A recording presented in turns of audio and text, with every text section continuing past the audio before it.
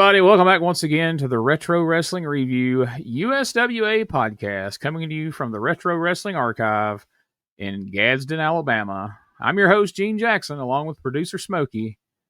And please help me welcome my co-host. First up, it's the real Tennessee stud himself, Josh Briley of P3 Radio. Josh, how are we doing this lovely Sunday morning? Well, Gene, me and old Bob are doing good today, baby. A rainy Sunday morning. How you doing, man? Are you recovering? I'm working on it, man. I'm getting there. I'm hoping that we can get a line from you saying that by the time this podcast is over, you're going to say, "Stud, I love you." More on that here.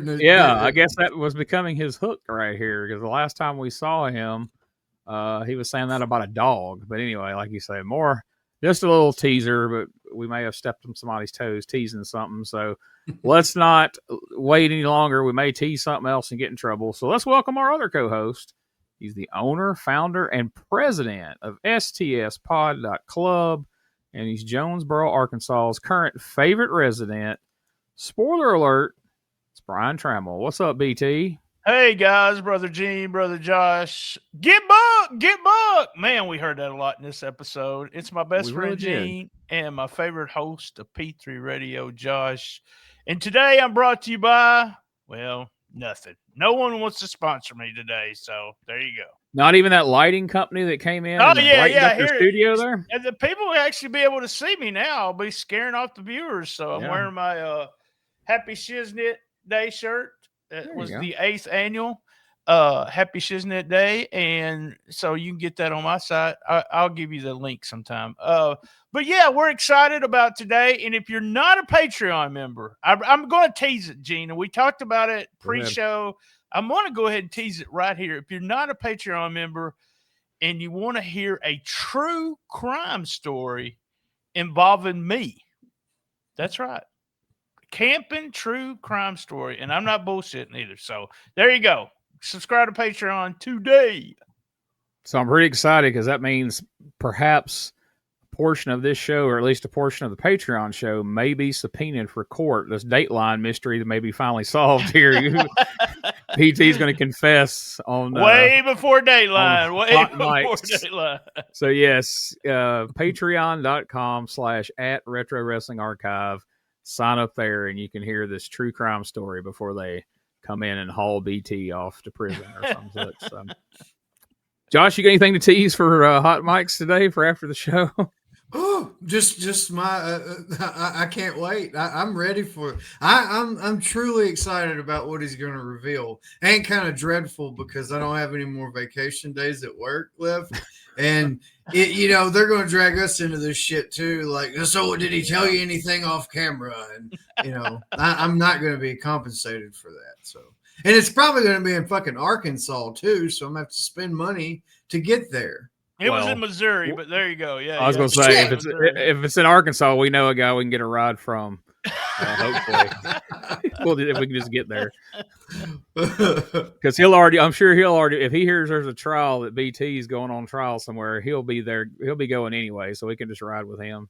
Oh yeah. About time they locked that son of a bitch up.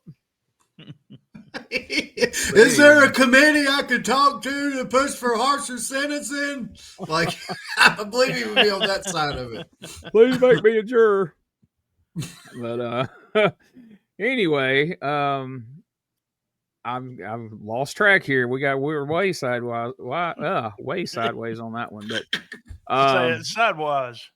Yes. I may be on a few different pain medicines. I'm always on a few different, so there we go. Things like that. But anyway, I've had a lot of time this week to watch some old wrestling. You said something about not being compensated. Like, I'm out of days. So, like, 3 of these days that I'm out, I'm not getting paid for, which is upsetting. But anyway, we're heading back to April 13th, 1991. And this one's got a little bit of everything. So, hope you guys are ready. Going to have Jeff Jarrett introducing a mystery partner. Jamie Dundee stoops to a new low, and the Texans are still running wild like Hulkamania here in Memphis. So let's get into it.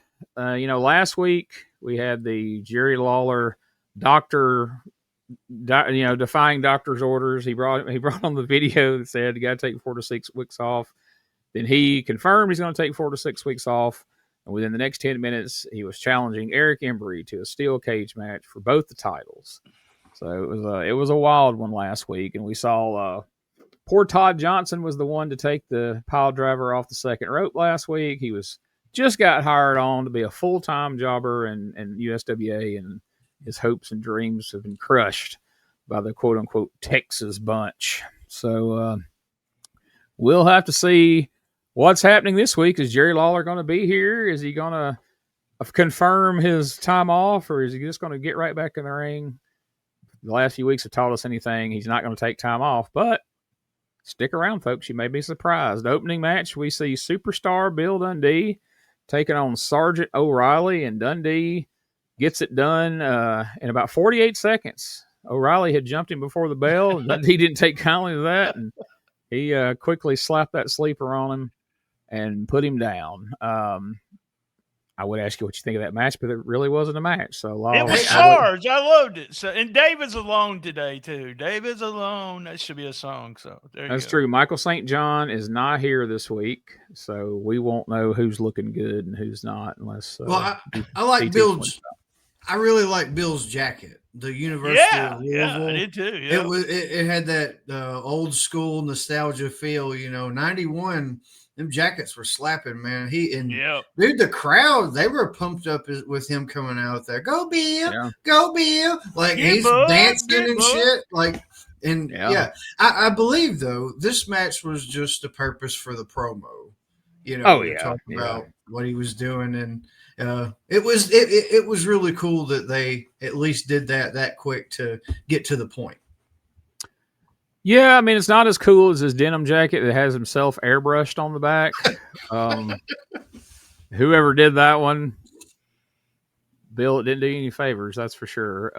The picture of Bill that was airbrushed on that jacket like had downs or something. But anyway, so Dundee's in his 40s here, but he's still in tremendous shape. He still can go in the ring, and he still can cut a fiery promo. So let's listen to a little bit of Dundee's promo here, and we'll talk about what happens beyond that just after this. This is also going to be highlights from last week where he spanked Jamie as well. So there's going to be a lot going on in this clip. The JC again, scoops him up, slams him down hard. JC Ice goes up to the top rope. Bill Dundee shakes the rope from the other side of the ring. JC able to get up, but Bruno able to move out of the way. JC finds no one at home. Bruno makes the tag.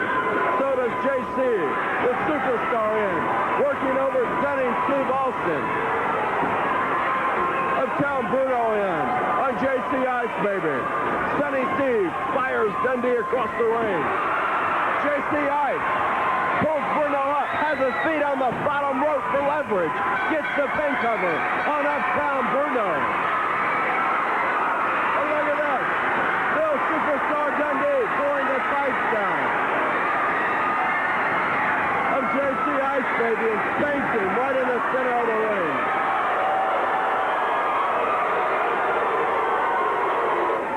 Stunning Steve climbing up into the ring with a metal chair, going to try to get Dundee off of JC Ice. Dundee able to scoot on out of the ring. Well, the crowd here certainly approved of what you did. I hope it does some good, Bill. Well, I do too. And he went on just exactly what he is. You've been a spoiled brat all your life, and I've told you, Jamie, I have took all the blame for it. Now, listen to what I'm telling you, son. Please listen. You started off with the dirty white boy. Gone. Then you got hold of Jeff Gaylord. Gone. Then you got the stunning one. I don't know what's wrong with him. He's all big, muscled, whatever, and he couldn't do what you said he was going to do. But he's still here, so I guess he's still filling your head. But he never did what you said he could do. So, if you just... And then I told you, son, in front of all the world, I was going to paddle your little hiney, and I did it. Now.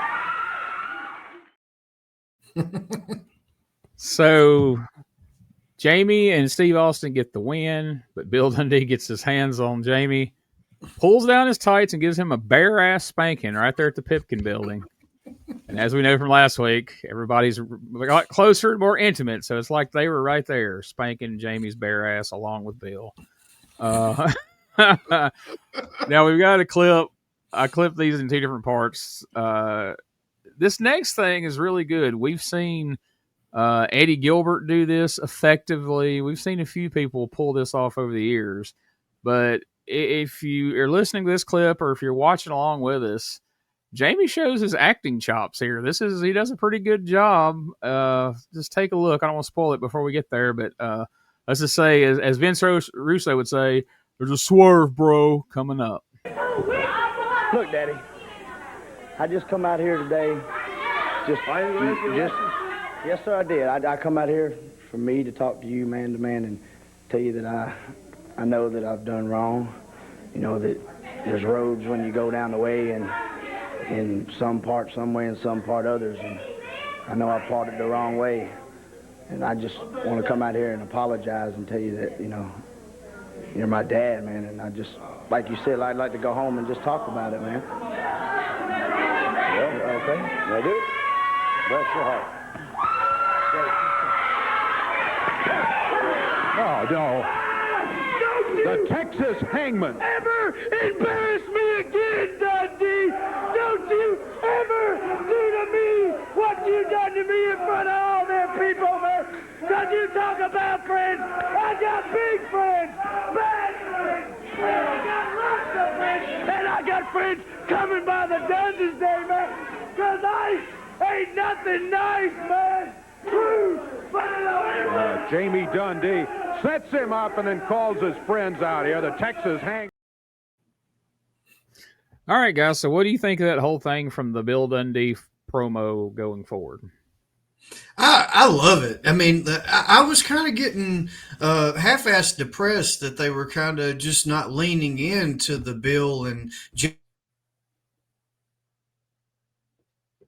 weeks ago, because that was a big part of from, it seemed like, when Eric started booking and then going forward, and then it was like it just kind of fizzled out the last couple of weeks because of other things or whatever. But man, we're back in full force, like you said, a bare ass spanking, and you don't get too many of those on no. Memphis wrestling, and and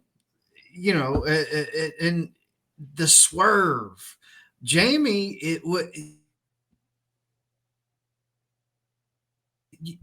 looked legit. It looked like he came out there and he was not bullshitting. He wanted to make up with Bill and his Texas friend. I think we're missing an opportunity here, because he's associated with the Texas Hangmen, Steve Austin, who is also a Texas bunch guy now because he's hanging out with Pritchard and Embry.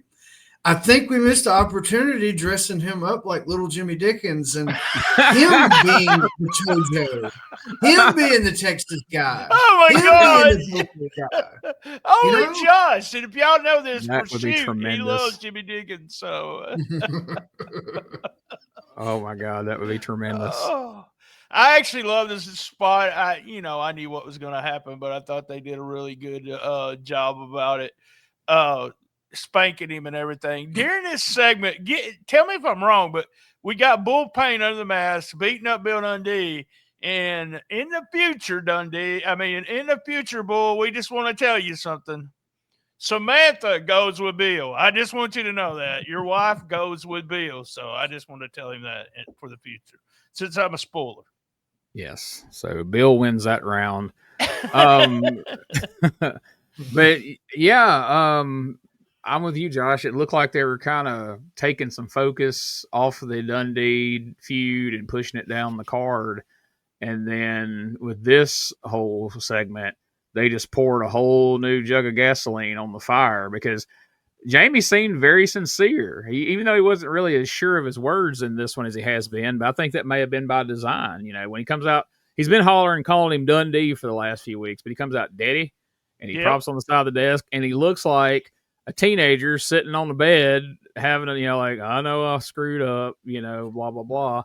And Dundee, Bill immediately accepted it, hugged him, and everything. But I love how we go from mild-mannered, I'm sorry, low-key, sincere Jamie to immediately, as soon as the Texas Hangman laid hands on him, I told you, Dundee. I told you, he jumps right into heel mode, and you're right back to going, that son of a bitch. So, and that's part of the genius of Memphis wrestling, but based on their weekly booking is, okay, we saw him get the bare ass spanking from his dad last week. Well, now what? Well, now he's pulled this shit. We want to see him get his ass whipped all over again. So, right. Great stuff, because that's the problem sometimes is like you can't drag this stuff out forever before you give a payoff. But if you're not ready to end it, you got to be ready to fire up the heat again after you've already gave fans somewhat of a payoff. And that's exactly what they did here. So great segment. And there's still a lot of mileage left in this Dundee feud. Good deal. So first match of the day, Dr. Tom Pritchard and Stunning Steve Austin with Tojo took on Don Kelly and TD Steele. And I don't know. I like the idea of a Tom Pritchard and Steve Austin tag team. Oh yeah.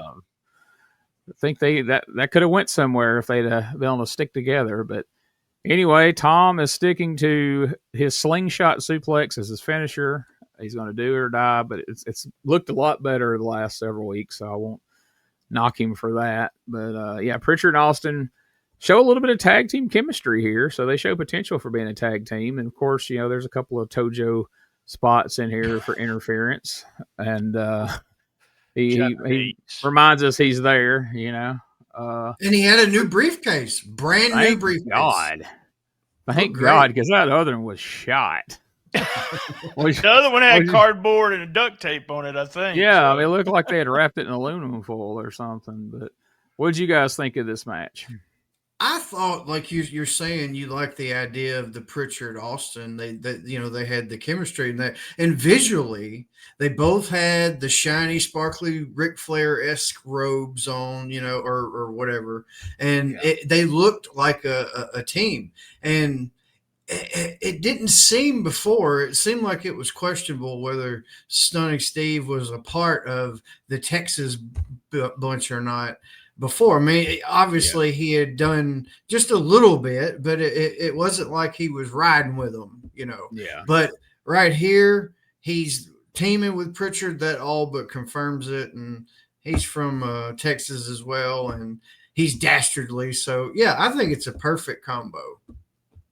I had fun with the match. All I could think about was that Austin was just soaking up the knowledge, working, tagging with Tom Pritchard. Pritchard was so good at this point. I mean, look at Austin, though, not being in the business very long, but he was smooth too. So, yeah, good tag team. And like you said, I never thought about it until you said it, Gene. If these two guys, they may have had a career as a tag team if it would have happened. So. Yeah, and to your point there, BT, if you just showed this match to somebody, they wouldn't believe how long Steve Austin had been in the business. To watch him work, you would never imagine that he had been in the business no longer than he had. And then they had the post-match promo, and Pritchard rants a bit about Jeff Jarrett having a mystery partner. But he says it doesn't matter. You could bring Frankenstein. They've got Stunning Steve Austin. So I thought that was a pretty good line there to help build up Steve Austin as the badass of the Texas stable here.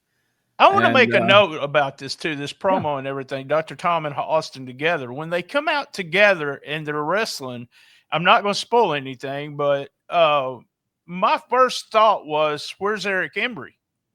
So I want to make a note that I love the way they did this for what's fixing to happen kind of thing. But also, back to the Dundee into this, we've said this, and I'm going to keep saying it. Embry has those little bitty details that you have not seen in Memphis wrestling very much. So when it comes to booking, maybe Dundee's booking had little details. Maybe Jarrett, Lawler hardly ever had little details in his booking, but man, Embry's got it all over from top to bottom. He's putting little thing. And I'll talk about that more after we see Embry's appearance on the show. So next up, we see a video of the Southern Heavyweight title cage match with Jeff Jarrett challenging Dr. Tom. Wow. And boy, Jarrett gets bloodied in this thing. And, as I watch this clip, and like I say, the past few days, I've just been sitting in recliner recovering from surgery. So I've been watching a lot of stuff on YouTube and whatnot. And so I watched some other matches, like between Jarrett and Dr. Tom, mostly from Dallas. And that's really an underrated feud there. Like Jeff Jarrett and Tom Pritchard had some really awesome matches. I wish there was more of them out there, but I would have really loved to have been there for this cage match. It was a great match. And of course, get a ref bump and all the different shenanigans that goes on. But still in the end, Jeff Jarrett ends up coming out of it, the Southern heavyweight champion. And, but I mean, it's typical Memphis, man. Even if it's a cage match, do you think that eliminates everything? There's still going to be twists and turns and cheating and interference and all kinds of shenanigans. So, really surprised once all that started that we see Jeff come out with the title. But the biggest thing I couldn't get over is just how bloody, probably about as bloody as I've ever seen Jeff in a match. And the crowd, we talked about this the last few weeks. I love the Pipkin building. I love it. That crowd, that match looked great. The crowd was into it. Just so loud around the ring and everything. So yeah, loved it. Yeah, and the triple roll up for the win. Like at least it was a pinfall. I like that, Jeff didn't have to get Lawler and, whoever else, Kern out here to like really have a big hand in him getting the win. It was just boom, boom, boom, and yeah, the Pipkin building, man, it seems like even when we're watching these replays back, it seems like the shot is even better lit, closer. Yeah. And I cannot imagine being there on the front row and both of them just being like, you probably got blood splattered on them. It was so close. Yeah. It had to have been special to be there. Well, absolutely. And next we hear from the new Southern heavyweight champion, Jeff Jarrett, and Dave congratulates him on winning the title. And they talk about the fact he's got a mystery partner that's going to be helping him take on Tom Pritchard and, Steve Austin, but the mystery doesn't stay a mystery long. It's not one of those things where we're going to have to wait and show up Monday night to find out who the mystery partner is. So right now, let's hear from the surprise mystery partner of Jeff Jarrett. I received a phone call at my ranch house over in eastern Tennessee the other day that shocked the living heck out of me. It's one I never thought I'd get. It was from Jeff Jarrett. Jeff, I don't know how you got my number, or you must have went to a lot of trouble to do it, and I know you got some serious problems over there. It seems there's a couple of guys from Texas, this Pritchard and Austin, that figure that they're tough enough to run down the state of Tennessee and then come right into that state, double jump probably the toughest guy in the state. When I first came to Tennessee, I judged Jeff Jarrett as a punk.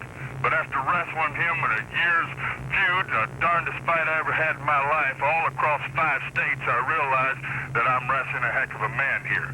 And that I decided that I'm going to come into that area to be Jeff Jarrett's partner. And I'm going to guarantee you this. You may figure you got your differences with me there in that state, but Jeff, you're not going to have the problem with me. The problem's going to be with Pritchard and Austin. And boys, I'll tell you what, me and Jeff Jarrett's going to kick up a lot of dirt there. And when it settles down, Jeff's going to be darn proud he chose a stud of his partner. And everybody in the state of Tennessee is going to go right along with the feeling. Jeff, you can look at me when that match is over, boys. You can say, stud, I love you. So, as we said about Jackie Fargo a few weeks ago, there's nothing with these promos recorded through a walkie-talkie. It sounds like. I mean, even in '91, that sounds rough for a telephone. It was the McDonald's. It was McDonald's drive-throughs where they recorded it at. So, certainly sounds like it. But if you're somebody who had followed Memphis wrestling for the previous several years, then you remember that, Jeff Jarrett had just a hell of a feud with Robert Fuller. And it kind of was the singles feud that kind of proved Jeff Jarrett was a tough guy, that he wasn't just, the promoter's son that gets handed. I mean, he took some beatings in that feud and really, I think, convinced some people that he could, take it as well as he could dish it out. So it was really shocking. In 1991, it was shocking the day this happened that it's like, shit, he's bringing in Robert Fuller? What the hell? And so, of course, just like with Eddie Gilbert, now you add this layer of, all right, well, Robert Fuller's a tough dude, but can Jeff Jarrett trust him? can he be bought by the Texas bunch or whatever? So that adds another element of mystery to this whole thing. So as you guys were watching this, I don't know if you remembered it from before. I'm sure you did, but still yet.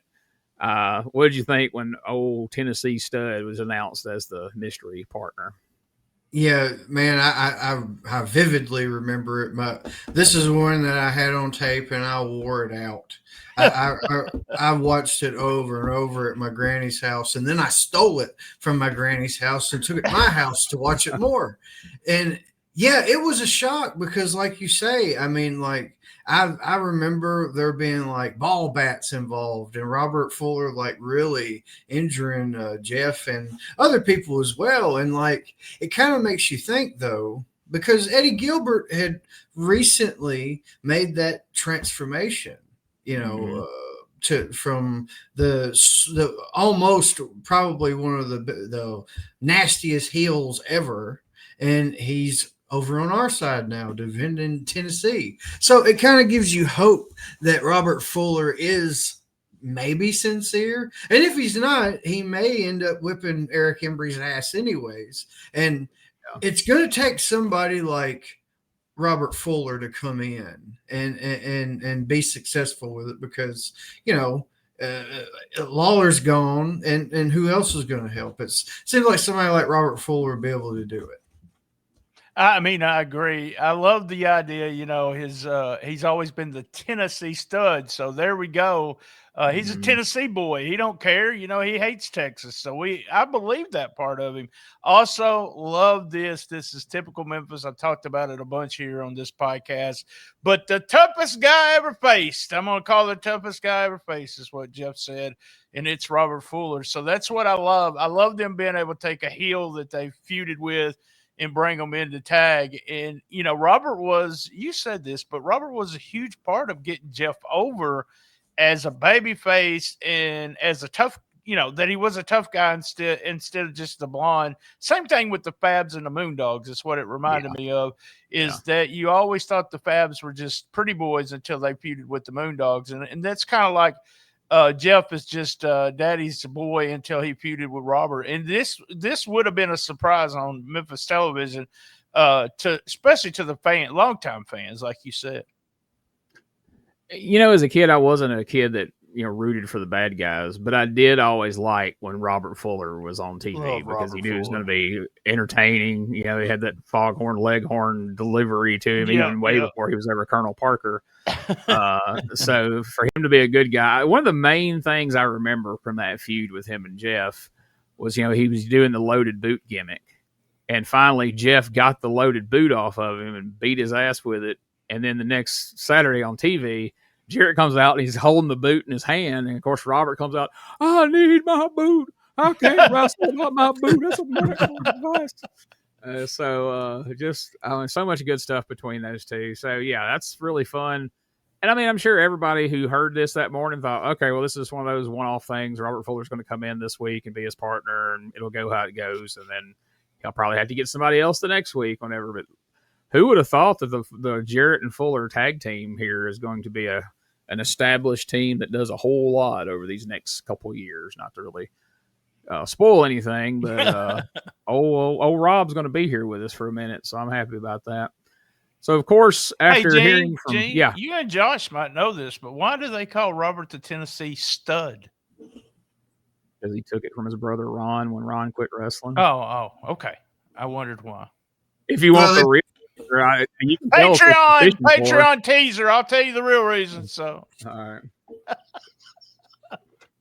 But yeah, the literal reason is because Ron retired and Robert got all his old Tennessee Stud robes. But you can tell everybody the more salacious reason. Intimate reason why. Yeah. But would it be the true reason, though? I mean, right? I mean, it's why it fits. I mean, it's yeah. Oh, that's Sylvia. I'm not sure if it fits, but oh yeah, look at Sylvia. It fits. There you go. Oh. So Tom Pritchard and Steve Austin come out to give their rebuttal to Jeff announcing that Fuller was his partner. Pritchard makes a remark, Tennessee Stud, well, we're going to put you out to pasture. So I thought that was a pretty good Yeah. Pretty good comeback from Dr. Rod Pritchard. So they run down the card next as usual. We'll save that till the end. So let's move on to the next thing that we had on the show, and that is a clip of Jerry Lawler versus Eric Embry steel cage highlights. I didn't clip this. There were some pretty good moments in this, but they were having issues. The reason I didn't pull anything from the Jeff Jarrett promo is because they were having some audio issues.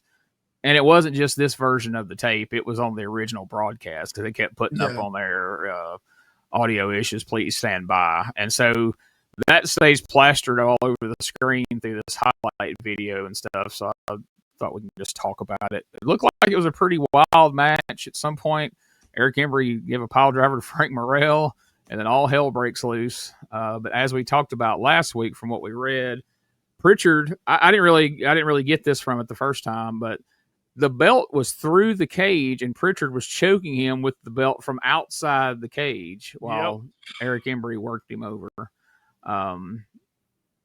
So, okay, like I say, I still don't love how often we're not giving finishes here, but anyway, we've seen how it come about. What did you guys think? Would you have been happy that you went that week to see this cage match? It looked like a wild one. Yes.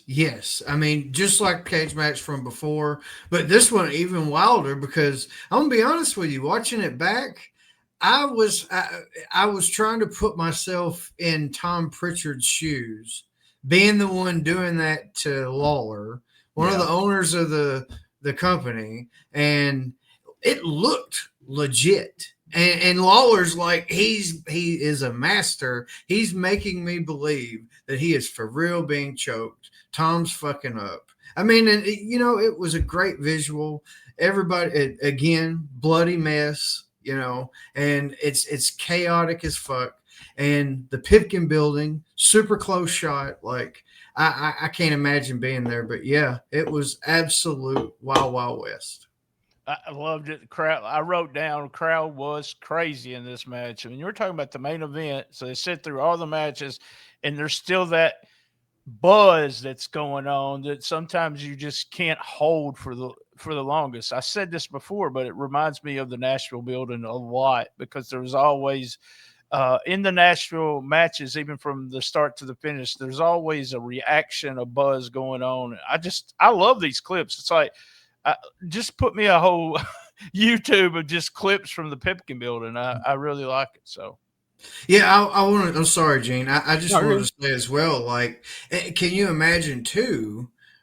There's already been a cage match, and usually, if you're in a cage match, that is the feature of it, of the show.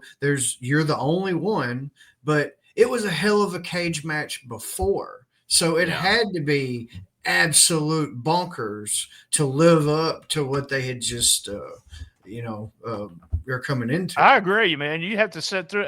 Lawler did a spot that I always loved. He'd already pulled the strap down, and then he put it back up and pulled it down again. I always loved that.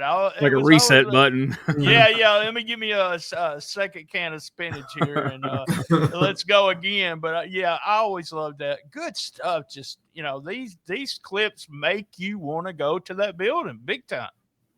Yeah, because it didn't look like your typical wrestling angle. It looked like Embry was trying to make good on his promise of killing Lawler. Killing him, Like they were really trying to carry that out. And the one big note that I made watching this is if this isn't what allows Lawler to take those few weeks off, if he comes back Saturday morning and go, all right, well, I got to have one more cage match, and all of this shit in this cage match was absolutely for nothing, because I'm convinced watching this going, oh yeah, he's going to be out for a while whether he wants to or not. But well, we won't spoil it. But next up, we see Hot Stuff Eddie Gilbert taking on the Scorpion, and this goes about 22 seconds. He gets the job done. Gets the old nasty, hot shot. Oh, yeah. Yeah. Very much so. So, Gilbert praises both Jarrett and Lawler and talks about how he's changed, and he vows to destroy Eric Embry. He turned good, y'all. Remember, he talked about it last week. He's done it now. He's turned good. He mentions how he still wants shots at Jarrett and Lawler. That hasn't changed. Once Lawler's back on his feet and Jarrett gets his situation dealt with, he still wants shots at the unified and Southern titles. But right now, he's bent on destroying Eric Embry. And one thing I liked here, because all that's, Embry originally turned on Gilbert, and Eddie was in like 1 or 2 tag team matches. They really didn't get anything out of it. And you're just like, well, he got moved over to this tag team feud with the Texas Hangmen. But now we bring back the footage and remind everybody, hey, this is why this main event is happening, because Eddie still has a big grudge to settle here. So we hear a promo from Eddie, and I want to show this just because, to me, this is where one of those things where it kind of reminds me of Lawler, where this is just a low-key. This is kind of like his official babyface promo, I think. In the last few weeks, he kept pushing the fact of, I ain't changed, everybody else has changed and all that. Well, here he's low key, he's talking like a true blue 100% babyface. And at the end, Eric Embry shows up. So let's check out this promo. But before I can do any of that, before I can do anything, Dave, I've had to stand and wait because Jerry Lawler wanted a part of Eric Embry, so the promoters let him have his way. Well, now, Eric, I've waited week in, week out, because, man, I wouldn't be thinking the way I'm thinking right now if it hadn't been for you. If you hadn't slapped me upside the head and got me to thinking a little bit, because I want to say something to these people, too. These people, when the going got tough, they didn't have to stand behind me because they didn't know whether to trust me or not. But I want to tell you this. You've been there for me. I'm going to be there for you from now on. Because, you see, boys, I'm a Tennessee boy. I was reared in Lexington, Tennessee. All right, what? Come on. Is that right? Embry out. And Gilbert doesn't back up an inch. He just went right for it. Look out, look out. There goes Pritchard and stunning Steve Austin. We got 3 against 1. Tojo leading cheers back in the corner. Come on. Embry just came out here yelling. Oh, my goodness, they've got him cut open. They smacked him Embry hit him in the top of the head with that belt. That's what happened. He cut him open. The Texans triple teaming. And that briefcase of Tojo's. Yeah, thank goodness. Here comes Eddie Marlin. Eddie Marlin out.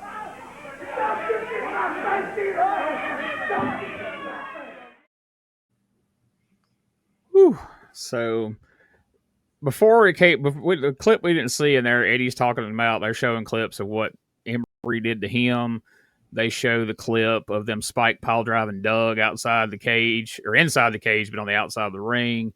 And he talks about all that, and then he mentions his Tennessee pride. I'm a Tennessee boy from Lexington, and this brings Eric Embry out. And, man, them first flurry of punches looked great. And I'll say one thing, Eddie is a master at juicing, because I was watching for it both times I watched that, and you can't see where he did it, but he as soon as he hit him with the belt, he's bleeding pretty good. So he slipped it in there when you didn't see it. But man, so this puts some heat on a match Monday night between Eric Embry and Eddie Gilbert. But we're gonna get a lot more heat dumped on it shortly, so we won't go too much into that. But what did you guys think of this promo in particular? Yeah, Embry coming out there, sacrificing himself essentially, because he knew he was going to have to take at least 8-10 punches, and he just kind of comes in there, gets on the knees to turn Gilbert away, just to get that turn. And that's such a piece of shit move. I will take punishment just to set it up. And God, they gobbled Gilbert up. And like you say, man, like, bleeding on TV, and Gilbert's doing that, and it making it look good.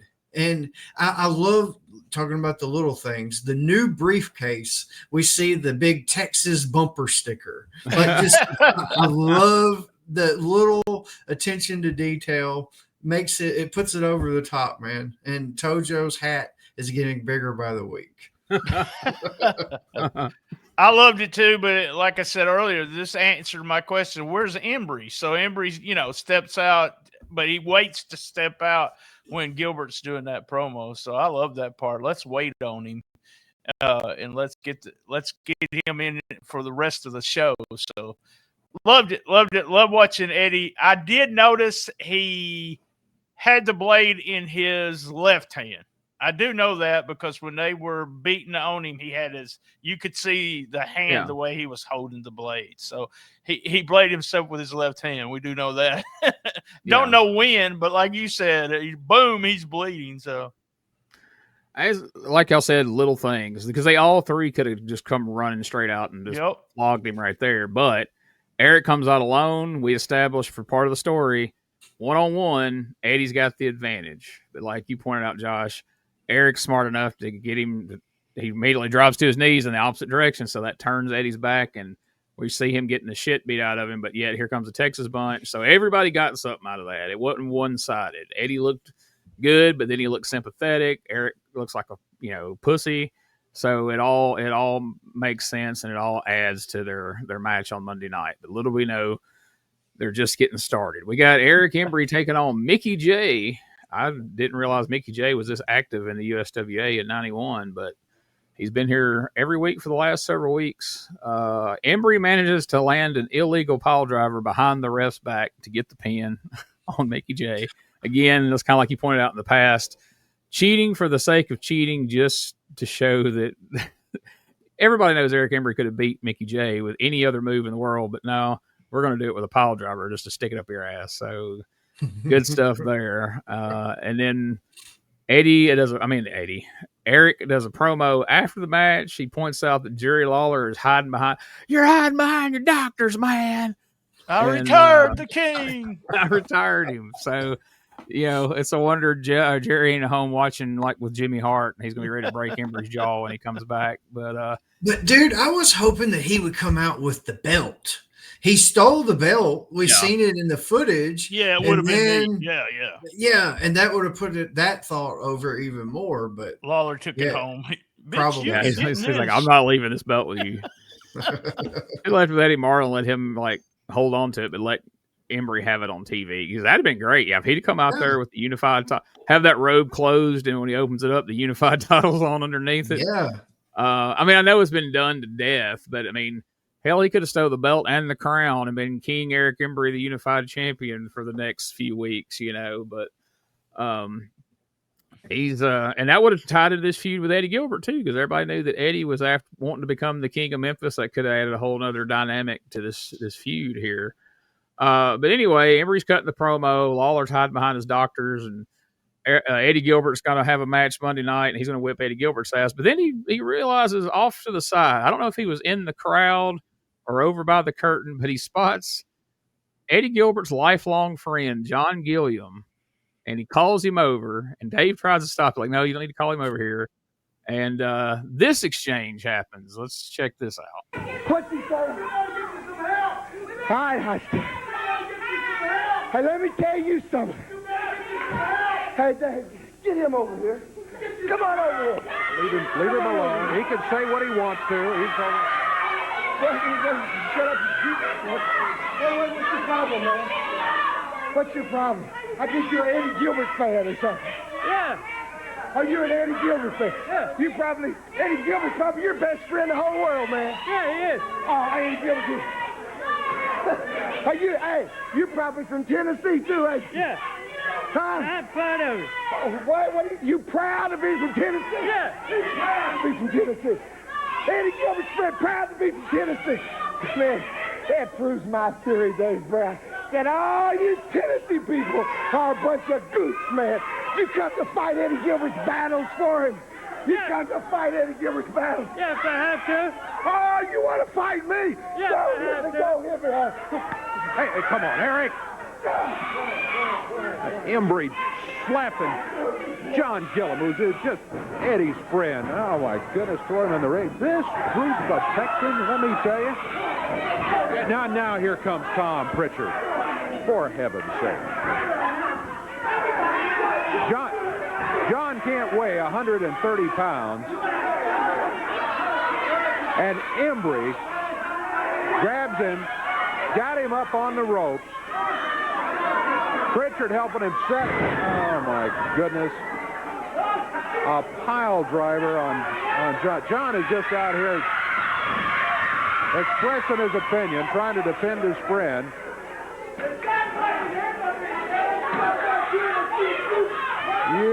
You guys got to feel real good about yourselves right now. Eric Embry and Tom Pritchard. I can't believe it. Here comes Eddie. They hit John with a pile driver off the ropes. Absolutely no excuse for what those guys were out here doing. Bill Dundee and Danny Davis. Here comes... Okay, so before we get to the promo that's coming up, for a little context here for anybody who doesn't know. So John Gilliam is literally Eddie Gilbert's lifelong friend from childhood.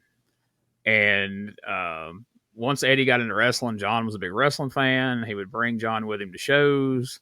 And eventually, if you watched wrestling over the years in any territory that Eddie was in, except for, say, WCW, at some point, Eddie Gilbert would end up beating up a fan, and that fan would always be John Gilliam. They did it in Continental.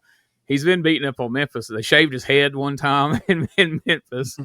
But when I was working on the Eddie Gilbert book the first time, I had a pretty long discussion with Miss Peggy, Eddie's mom, about John Gilliam, and said that, he had been a friend of their family, and Eddie had, took up being friends with them. They was kids, and they would go on, trips with them and all this. Very, very close. And so I think this next promo we're about to watch is the polar exact opposite of the promo we seen Eddie Gilbert give earlier in the show. And again,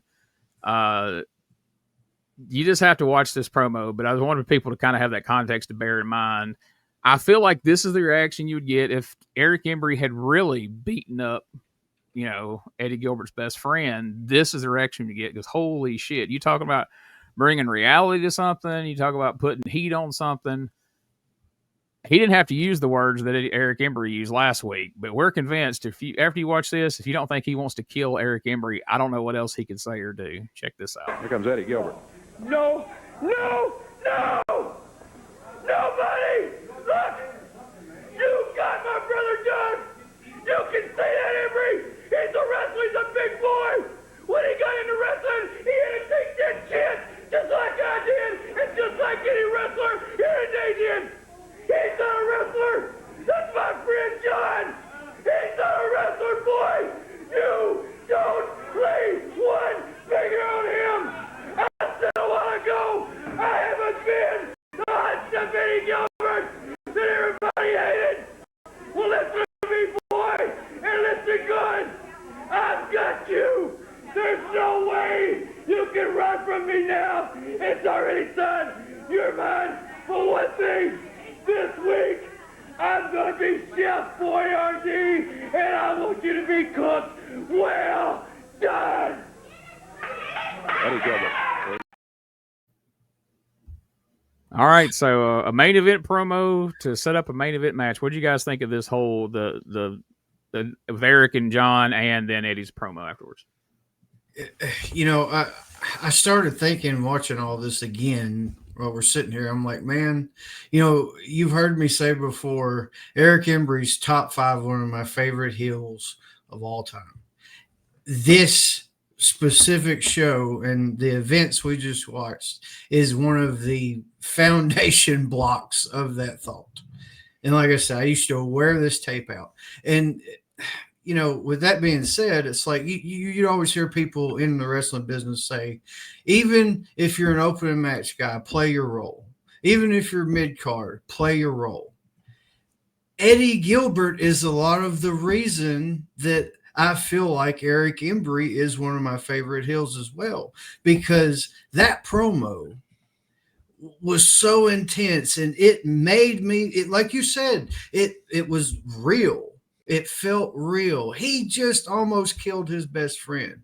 And Eddie came out there enraged. I'd never seen Eddie just absolutely enraged. And not only was it a masterful promo from Eddie, and put him over the moon in my eyes. But like I said, that promo he did created, it made Eric Embry a further, just bigger monster in my mind.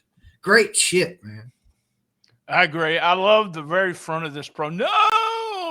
I mean, it's just agony in his voice, as if, like you said, if it was his real best friend got beat up by these guys, if this was legit. I love this promo. I love it, love it, love it. And he is a babyface now, guys, big time with, his best friend getting beat up and all this stuff.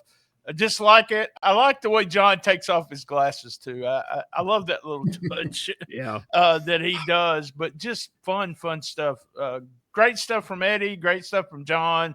And as Josh said, and we've said it over and over, that fucking Eric Embry needs to get his ass whipped. He is, I just hate Eric Embry. I mean, that's what you would think as a fan. Yeah.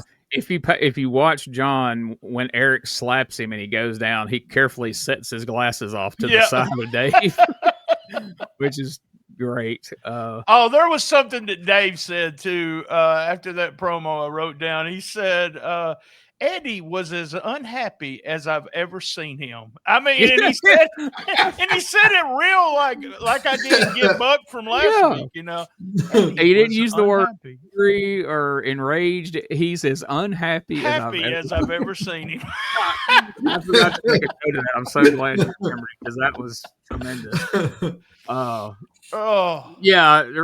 Quickly before I get to this, that reminded me of if you've ever watched that Eddie Gilbert shoot interview that he did with Bob Barnett, and he talks about some of the John Gilliam angles. Him and Heyman kind of ribbed John when they did the thing in Continental, and he came up out of the crowd to accept Eddie's $10,000, $5,000, $10,000 golden challenge, whatever it was. And before he would wrestle him, they'd have to go through this little thing of him giving he wouldn't sign a form, but he had to kind of give a verbal release that he wasn't going to sue anybody. So as they're checking him, so Paul Lee's like, we got to get everything out of your pockets. Well, apparently John was a big smoker. And Paul Lee grabs his pack of cigarettes out of his pocket and just tosses them out in the crowd. And Eddie says in that interview that after that, John's freaking out so bad about his cigarettes, they can't hardly get through the damn angle because he's pissed because Paul Lee threw his cigarettes away. That's funny. That's funny. But I feel like, even though Embry's booking right now, I feel like him and Eddie probably collaborated on this whole thing. I agree. I put that This has Eddie Gilbert written all over it, does. especially It really does. the John Gilliam aspect. But kind of to y'all's point, going into this, like last week, I was thinking whenever Lawler said I'm fixed to be out 4 to 6 weeks, my mind immediately goes to who do we have built up for a singles feud with Embry? Are we going to just lean on these tag matches or what?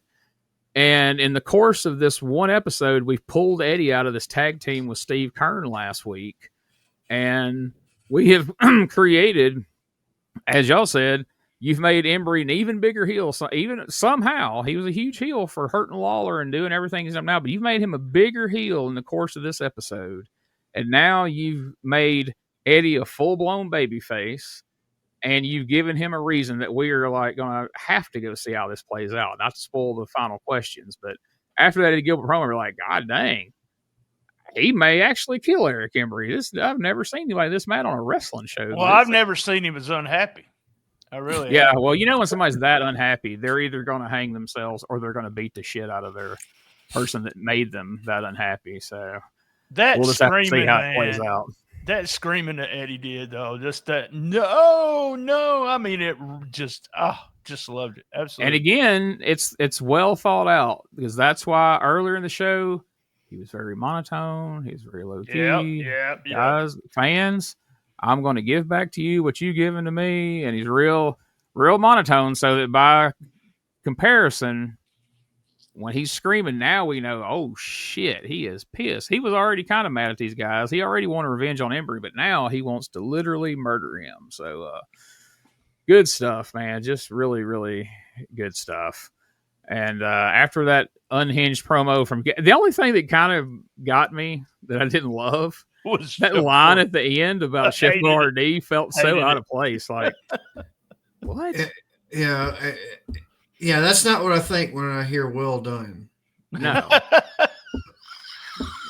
DT thinks of two guys with thongs up their ass over singlets. Well, that's what I was thinking when he said "well done." But I wrote that down. I said that's got to be one of the worst lines I've ever heard. I don't know if that was like his Lawlerism of it was. He's going to teasing a fireball, but holy shit! After that heated realistic promo, that was the most out of place line I've ever heard. I was like, I almost cut it when I'm like, well, there's no need to be cutting it. He said it. That's what the reality of it is. But when I was doing the clip, I was like, well, we just cut that part out. I don't like that. But I was like, nah, we're studying history here. That's what was said. We got to go with it. And I almost forgot to mention it. So now we've swapped Eddie out of the tag team, and we put Bill Dundee with Steve Keirn now. And Steve Keirn says he didn't come to Memphis for the sunshine. He came to kick somebody's brains in. And so each week, Steve Keirn has managed to get at least one line. Last week, he was in people's cornflakes, and now he's going to kick somebody's brains in. Unless they've already worked their brains out, like he wouldn't be able to kick a certain person's brains in. If they worked their brains out, there's nothing there. So that would be one time that worked in their favor. A lot of people may not remember, though, that like you go back to 82, Dundee and Keirn was a pretty big deal as a tag team. They held the belts for a long time and held off a lot of challengers and won the belts a couple of different times. So to fans that maybe just got on board and, say maybe 88, 89, 90, they may think this is kind of a thrown together tag team, but Dundee and Keirn do have some history here in Memphis. Yeah, I got a picture of them as tag champs. I got a promo, a gimmicks table picture of them that I spent a whole $1 on with the tag belts. Real quick, Josh, I'm just going to say I'm becoming a huge Keirn mark for these interviews and just the way he works. I was a Keirn fan, with the Fabs, with him and Stan. But damn, I'm just loving this version of Keirn. He's such a badass. You love Gator Keirn, is who you love. I do. I love Gator Keirn. So there he's got the earring, the tourist hat. Yeah, he took his shirt off for this interview too. I was laughing. I was like, hey, he said, "Oh, hold on, Bill. Let me get my shirt off," and he had to take his shirt off to go out there and do the promo. But yeah, I liked it. And dude, he still, he said, I didn't come to Memphis for the sunshine because I haven't seen it since I got back here. Right, and, working that jab in, but still, he's miserable being off the beach. Oh, yeah. He is absolute miserable not being able to get on that boat and shit. But still he comes through like he will beat the fuck out of you. He does, boy. He's got Bill Dundee by his side too. And God Almighty, I can't imagine the ass whippings that'll happen. He's been to Mud Island every day and has yet to find an alligator. The alligator hunt is going terrible in Memphis. So our main event / expiration of time match this week is the Texas Hangmen, the tag team champions, along with JC Ice, taking on Night Train Jackson, no relation, and Nightmare Danny Davis. So I thought, well, this match has some promise here. Hangman, they get a win in the first fall, and then babyfaces look pretty good. Second fall, we time runs out midway through. It was a good match. There wasn't any story behind it or anything, but it wasn't.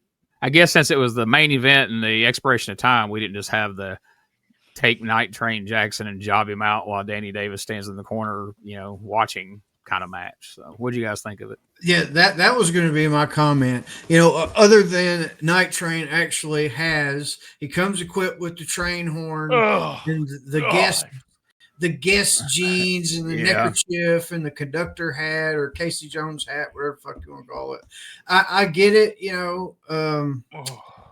I think he's just trying to be relevant and take like that WWF approach of throw something on him. He can't just be Night Train. He needs something to set him apart from a jobber or whatever, but still I don't think going to the old country store and getting whatever they got on sale is the approach. But still, it wasn't your typical Texas Hangman match where they just eat like they're at a buffet. It was back and forth. And yeah, that needed to happen because Night Train, obviously they're investing in him. He's already had a couple world light heavyweight title matches. He's actually getting moves in, looking promising. So they're trying to build something. And so I liked it, man. It seemed like it was high paced, and the fans were into it as well. So I liked it. It was fun. I absolutely hate that. I wrote down when he came out with the whistle, I put, OMG, this is fucking horrible. And then I was looking at him. I said, is this racist? I don't know. For some reason, I thought he was dressed. And it reminded me, do you remember this, Gene? There was a team in the Nashville area at one time, and I cannot remember who it is. But it was a white guy and a black guy. The black guy, both of them was dressed in Confederate stuff. Oh, yeah, New South. Corey Williams and Ashley Hudson. There you go. And I don't know. That's what reminded me of. He didn't sell the headbutts. I thought that was hilarious. He would give the headbutts. And he had a sweet drop kick.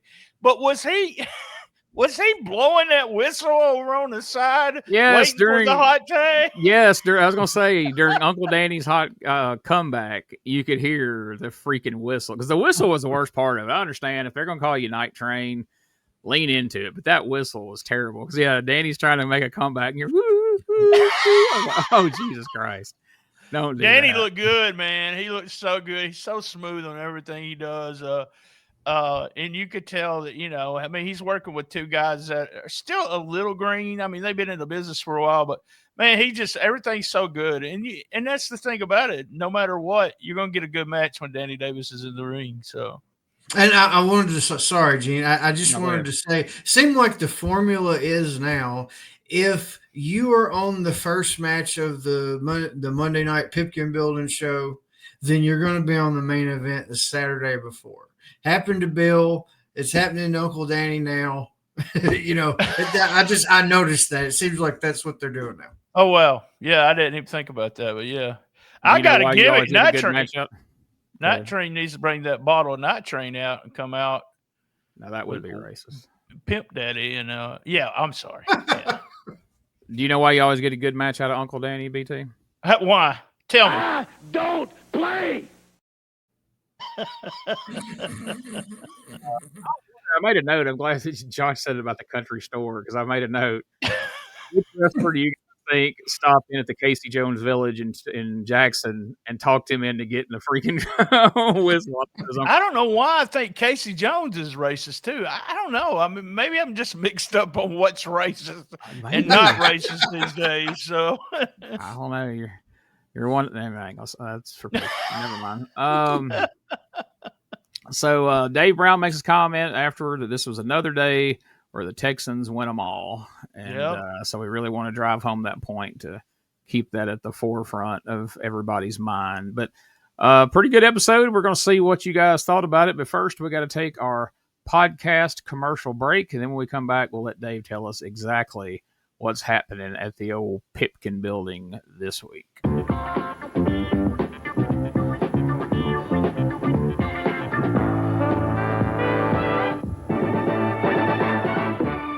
Hey guys, Ray Russell here.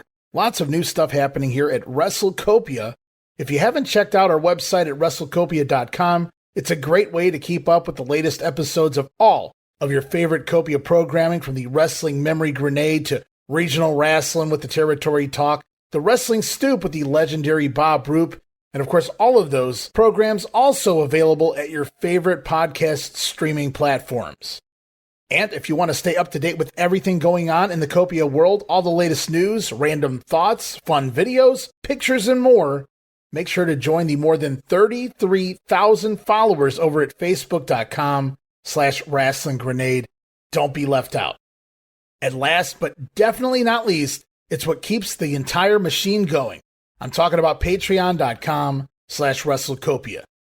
We appreciate your support in helping us pay the bills to keep the WrestleCopia Podcast Network running and enabling us to continue to bring you all the quality programming that we offer.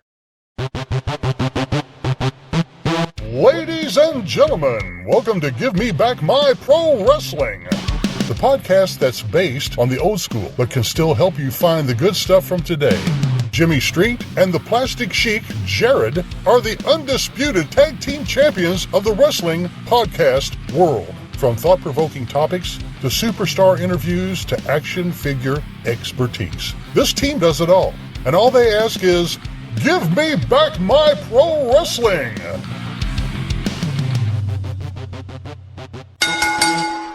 Every other Thursday, wherever you listen to podcasts.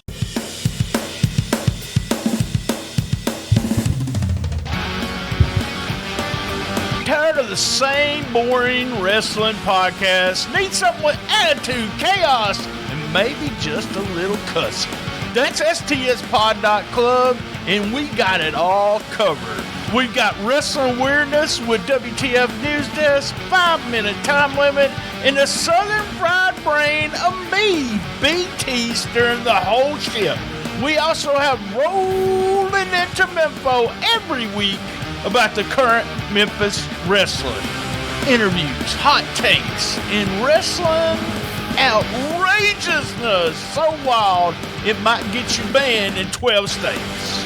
That's right, it's SDSpod.club, or search all podcast catchers for Shooting the Shiznit, where wrestling podcasts grow chest hair. Not sure what that meant. Love my mama. All right, let's throw it over to Dave Brown and hear what the card is for Monday night. Tonight is going to be Danny Davis. Nightmare Danny Davis goes against Keith Roberson in the opening match.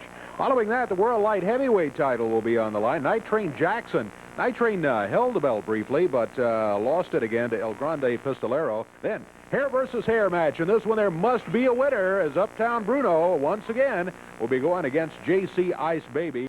Then, first tag team match of the evening, a superstar, Bill Dundee, will be teamed with Steve Kern. The superstar and Gator will be going against the Texas Hangmen. JC Ice will be in the Hangman's corner. Special challenge match as Jeff Jarrett and his mystery partner, Robert Fuller. No longer a mystery, by golly. It's going to be the Tennessee Stud with Jeff Jarrett. Main event of the night. Super grudge match of the year. Hot stuff Eddie Gilbert. Boy, he has said time and time again he wants to get at Eric Embry. He wants to get at him for several reasons. One of them being, he said, he's sidetracked his career. He sidetracked his route first for the Southern Heavyweight title and then for a world title match. And he can't concentrate on anything until he can get rid of Eric Embry. All right, guys, there's the card. So let's ask the question: what was your least favorite part of this week's episode? God, what a show, man! Like, what a show! What a show! Again, I'm going to repeat what I've repeated probably for the last 6-8 weeks. I am nitpicking. But I think this is the biggest heel of the show, even after what Eric Embry did, was the audio issues. That is the number one setback of this show. And it's not like it takes away from, the final product, like in a crazy, crazy way. But it is a little tiny bit distracting. But, man, this show shines so bright. It is a fucking just a minute black spot on it. I'll go with my worst was that fucking whistle. So there you go. Whistle that Night Train had. Really solid show. They had a lot of time for I made a note after I talked to the wife about this, but I noticed that I said, I just finished the Memphis show. It seemed like they had a lot of extra time for the expiration of the time match than they usually have. And then I thought, well, Jerry ain't out there doing 3 fucking interviews. So maybe that's the reason they had extra time. Remember, Jerry's not on this show, and spoiler alert, what we talk about here after he gives us the results. This show sold some tickets, guys. That's just what this is about. It's a commercial for Monday night, and damn, it was a good commercial. So certainly was. So this question may be equally as hard, but what was your most favorite part of this week's show? I just want to hijack this moment just for a little bit because he hasn't said, but the question is, Lawler is like going on vacation from wrestling, right? Is he also on vacation from softball? He hasn't said. Nobody's coming out here pushing the games. He hasn't specifically said. He just said wrestling. The doctor said wrestling. I feel like he's still out there going to be swinging on Sundays, but that's neither here nor there. But it is a good question. I don't think April's softball season, Josh. That's the reason they're not pushing it. There you go. Well, spring training on Sundays. Yep.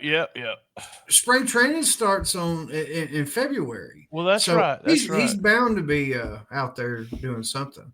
My favorite thing, and this isn't hard to believe, but the whole Eric Embry, Eddie Gilbert fiasco, man. It's such great shit. It's one of the best things that has happened, thus far with Eric booking and stuff. And like you said, man, that has Eddie Gilbert written all over it too. So one has to think that they got in the back. Let's really do this. Let's really get people wanting to come and see us fight each other, because that shit that we did against each other, that's been 2 months now. So I like that they also pre-played with dates, all of the incidents that happened. And to a kid like me, man, 8 years old, I'm eating that shit alive. I'm just, oh yeah, I remember that now. And it really helped set up Monday night. Yeah. Favorite part's got to be Gilbert getting beat up, John getting beat up. Just all of it, just so good. The little small things like Embry not showing up till for that. Also, I didn't mention this, but talking about another small detail was when Pritchard was choking Lawler from outside. Remember, the doctor said it was his neck, right? Yeah. So there you go. They're trying to kill the king. They really are, like you said, Gene. They're going after to kill the king on that match. So it was all just the little special details. Great show, great build for Monday night, I think. Yeah, and another little detail, for the previous 2 weeks, Embry had been pile driving enhancement guys off the second rope, which would send Lawler into a tizzy, and they'd set up another match. And I'm sure when they got ready to sit down, like, all right, what are we going to do here to build this match? Like, well, we can't just pile drive another jobber, because you hadn't really seemed to care the last 2 weeks. It was always Lawler out here raising hell. And right. I'm sure Gilbert's like, yeah, but what if you pile drove somebody that I had a personal connection with? And Eric could be like, well, do you think Peggy would take a pile driver off the second rope? He's like, no. We've already spiked pile drive Doug on the floor, so that'd be going back to the well. Mr. Tommy, you're up. Yeah, so either your mom or your dad, take pick. And they're like, no, I got another friend. We can make this work. It made it as personal as possible. I mean, I can say it not just because I'm a fan of Eddie Gilbert and a friend of Doug's and all that. You name me another promo that you can think of, be it Memphis or elsewhere, that come off that real, that personal, that minus the Chef Boyardee line, you thought, oh my God, this went off the rails. This is not supposed to be happening. I can't really think of one that genuine. As unhappy. He was just so unhappy. Yeah, well, I've never seen him that unhappy. We'll see how the next couple of weeks go. But so, and then, of course, my other favorite part, if anybody wants to know, was, of course, the announcement that Robert Fuller's coming to town to be Jeff Jarrett's partner. This promises so much fun in the future.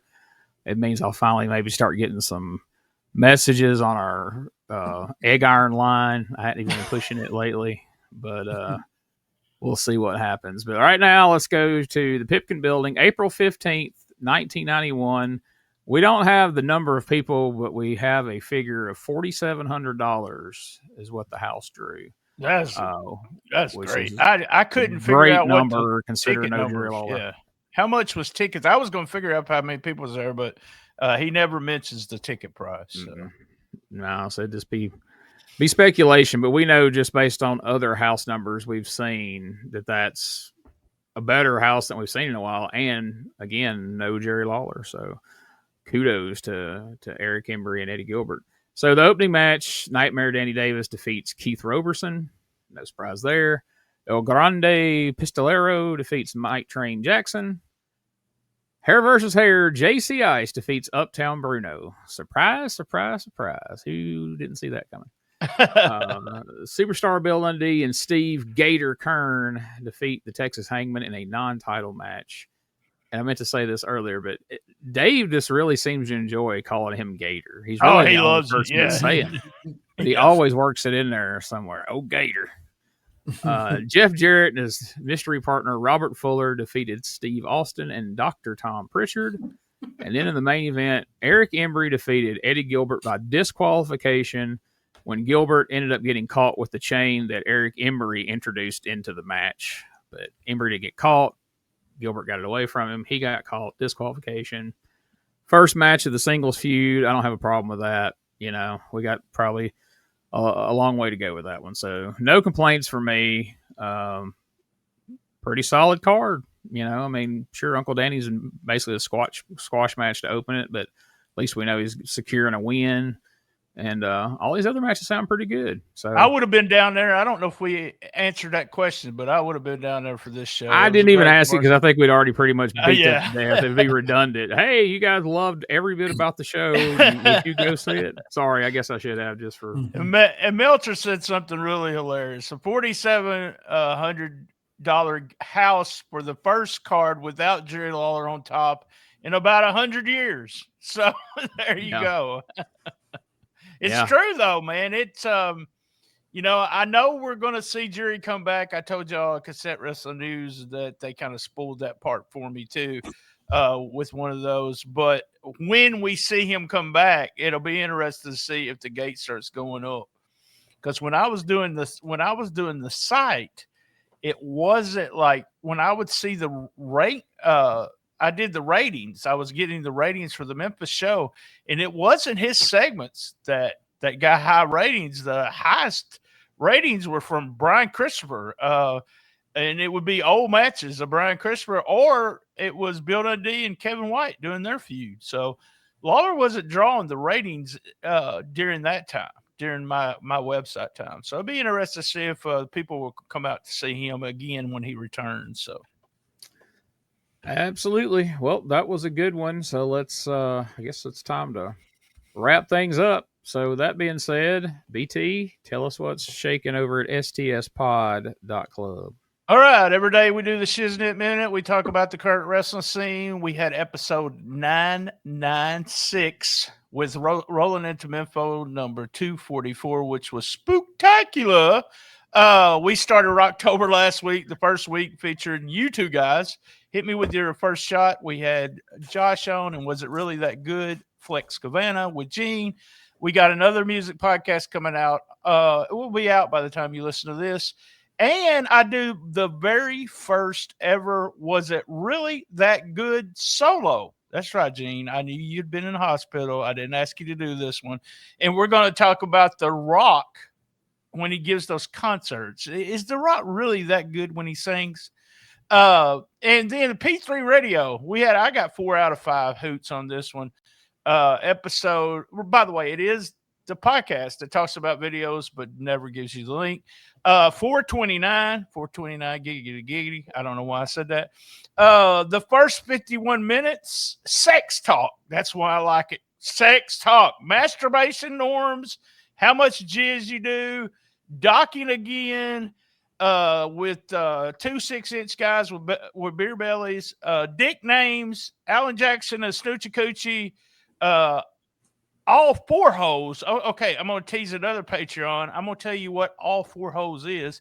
Sounding. I think I was right in that, to be honest. Sounding. Every time you get a surgery, you get a blowjob, amount of jizz people produce. We did a commercial break, and when they came back, they started still sex talk. They started planning an event in Jackson where to leave the event, you have to give a blowjob. And the will be sounded with a crochet needle. That's right. And the last thing was a dildo ketchup dispenser for the sex talk. We had some AI generated stuff. The actress that they've got out, also a robot that's got Suzanne, which is horrible. Suzanne Summers' voice. It's not even her voice. It's supposed to have her attitude. Yeah, her attitude. I'm sorry. And he's It's shoving. still a robotic voice. We heard about shoving dip cans up your ass, and then we had some therapy talk. P3 Radio. Good episode, Josh. Good episode. Thanks, man. I appreciate it. It was fun doing it. My jaws hurt afterwards. Not for the reason you would think. There's your teaser right there, folks. All that blowjob talk, and now Josh had sore jaws afterwards. So funny how the world works. Take from that what you will. All right. Well, that sounds interesting. Make sure you check that out this week. And while you're checking things out, check out USWApodcast.com for all of the social media links, merch links, everything to do with this podcast. Also, you can check out DougGilbertPodcast.com for everything related to Doug and Tommy Rich's Dangerous Conversations podcast, which should be coming back sometime in November. And as well as all their social media links and everything are there. Also, check out youtube.com/@Retro Wrestling Archive. New stuff going up every day, random wrestling videos of different territories, stuff from Japan recently, from FMW and IWA Japan. Almost all of my podcasts go there. BT contributes a lot of content there. Check out my interview I did last week with Brian R. Solomon, the author of the Gorilla Monsoon book that was just recently released, which is a really good book. Also, he did the Blood and Fire book about the Sheik, which is very interesting. You can check that out. Coming up this week, I'm going to be interviewing Terry Sullivan, who was the voice of Big Time Wrestling in Detroit. He was also announcer for the WWA for Dick the Bruiser in Indiana. Interesting conversation with that man who was the voice of the Territory Days. And also sign up for Patreon, because we're fixing to be ending this show and starting a new episode of Hot Mics, and it sounds like it's going to be a doozy based on some of the teases that BT has given you right here today. And last but not least, check out our friends at EPWWrestlingMS.com. Great television shows each and every week, plus a ton of other content over at EPWWrestlingMS.com. Anything else, guys, before we take it home? I'm good, Gene, man. Glad you're steering the ship, man. I didn't know if we was going to have a show this week or not. And so that tells me that you're at least feeling a little bit better than you anticipated. So that's the right road, man. Continue down that road. I just want to thank everybody. You too, Gene. Get well. Thank everybody again. We got a bunch of new listeners, and it's got to have to do with us doing this USWA every week. It's about consistency, and we don't stop. We keep doing it. And also, as everyone knows, I love my mama. See you next week for more Retro Wrestling Review USWA Podcast.